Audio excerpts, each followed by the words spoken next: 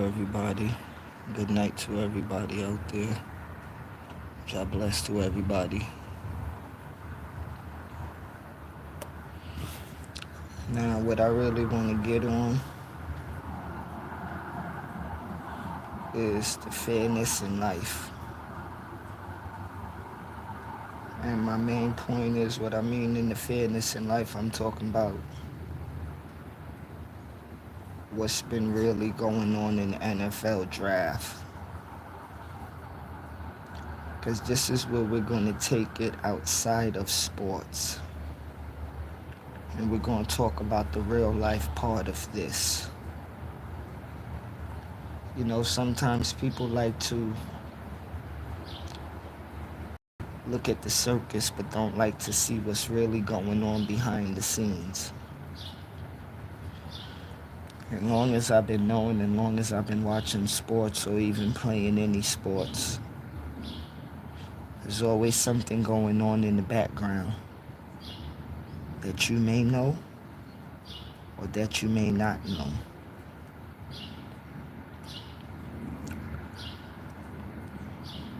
I would say day of the NFL draft, it was cool. Good draft. I'm happy to see a lot of the young men go to the NFL. Enough respect to them, you know. Watch some of them play in college. I didn't watch some of them play in college. But when you look at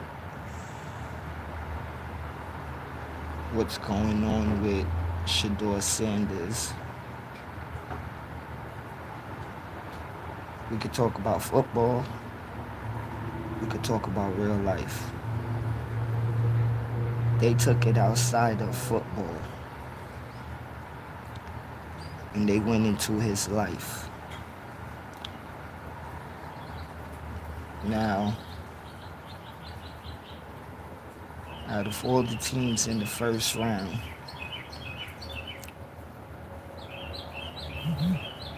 don't matter how people want to twist or turn it, one of those teams could have picked him up.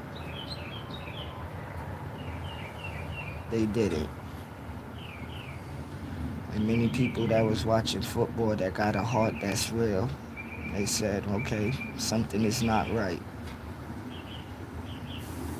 Then round 2 came. He didn't get picked up either. Round 3 came. He didn't get picked up. Now, I don't really know when the 4th round is coming on, but I will look through and see when it's coming on. And like I say, this world likes a lot of go along, get along. Everybody like to go along with what everybody else is going along with or say what everybody else is saying now. I'm going to say what I feel it is and what I think it is, and is plain and simple to see. Just because something sounds good don't mean that it's actually true. You know, like, so we all know that Pelor and Deion Sanders is his mother and father. From Jackson State to Colorado. He played football. You ain't never really hear him getting in trouble. Yeah, he may be on the internet. Bucky doing his podcasting with Well Off Media. They record everything they do in Colorado. They support each other as a family, strong black family. But in this world we live in America that we live in, it's bad for you to be a strong black family and to love each other and to stand on your own and to have confidence. It's bad. They don't like that. And it's just plain and simple because there's so much other players that came in the NFL that was cocky, confident, all type of stuff. And you judge them too, but when Deion Sanders came into the NFL in 1989 on draft day, and what he did on draft day, a lot of these people in the NFL, executive owners, even the world, they didn't never see a black man so confident in himself and then back it up on the field. And then if you know football, you know, because you ain't got to know college football, you ain't got to know professional football, but if you know football, you know Deion Sanders, you know Prime Time, you know Neon Deion, you know how Deion Sanders talk, you know how he get down, you know how he is, okay? And this kid is going to be just like him, or like we say, a chip off the old block, DNA.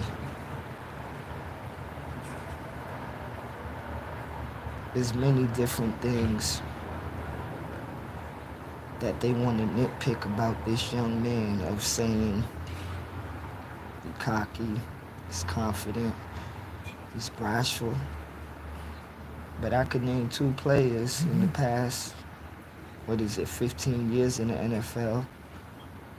Like everybody know Baker Mayfield and Johnny Manziel.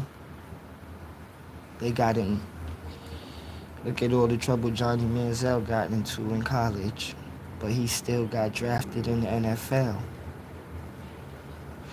You cannot pick anything that Shedeur Sanders did in college of getting in trouble or doing anything really, you know, but gets back to the color of his skin. And we want to play this game of we came far as a people and a society. No, we didn't. If NFL owners and scouts could pick on a little kid,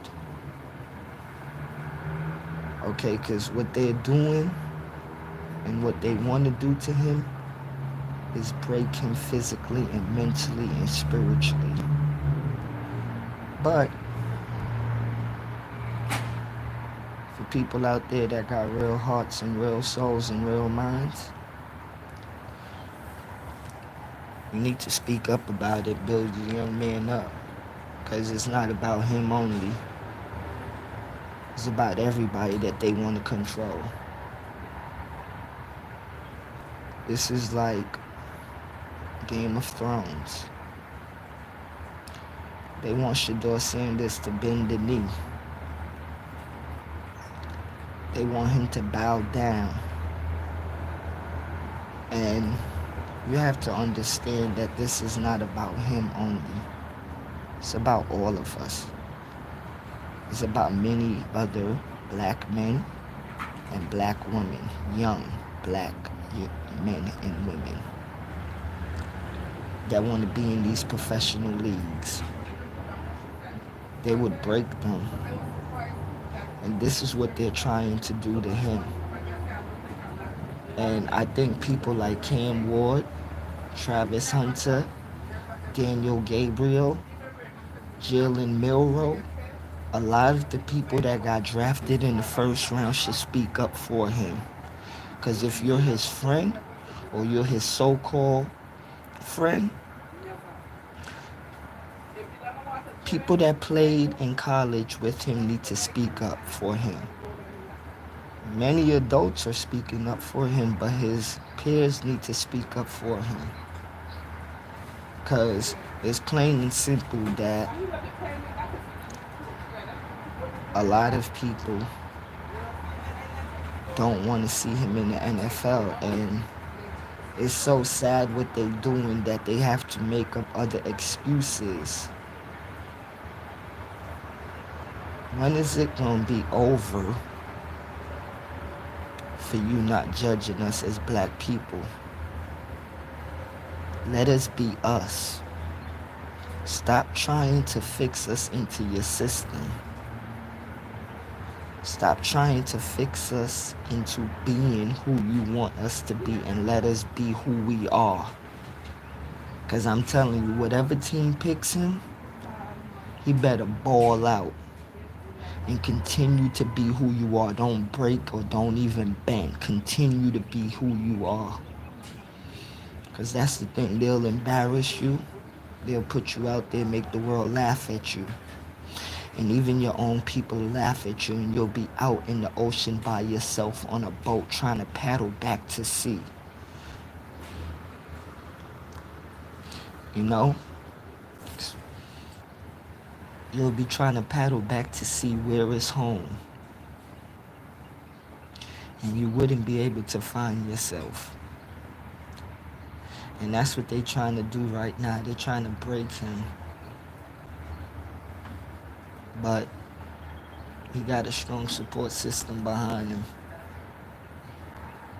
And any team that back him, you know, they know that they got a good player. This dude don't get in no trouble. He don't start no trouble with nobody. You don't see him talking about nobody. Why wouldn't you want a player in any sport to be confident? Why? I never got on the basketball court thinking any dude could beat me. Never.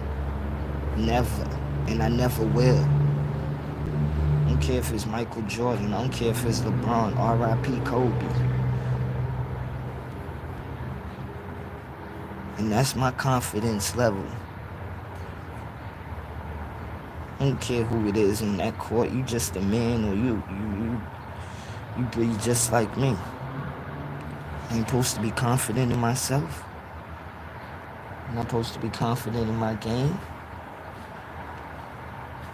I'm not supposed to feel that I could do all that I feel I could do. If you've been doing something for a long time, you're supposed to believe in yourself if you've been doing things correctly.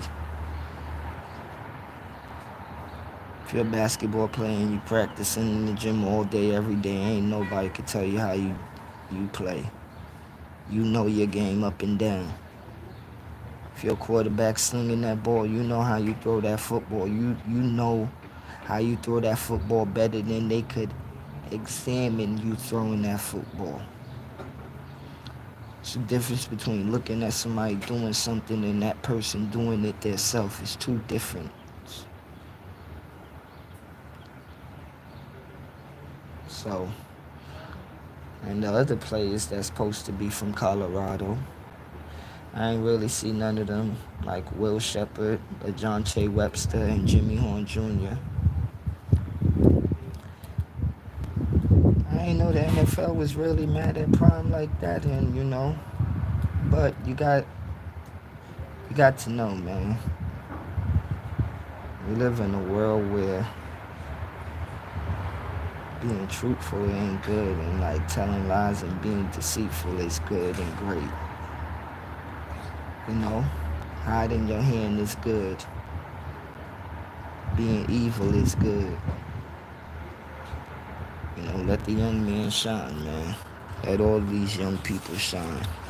Let them see life, you know, this little nasty, little dirty drink that these people are living is awful. God bless, I'm out, man.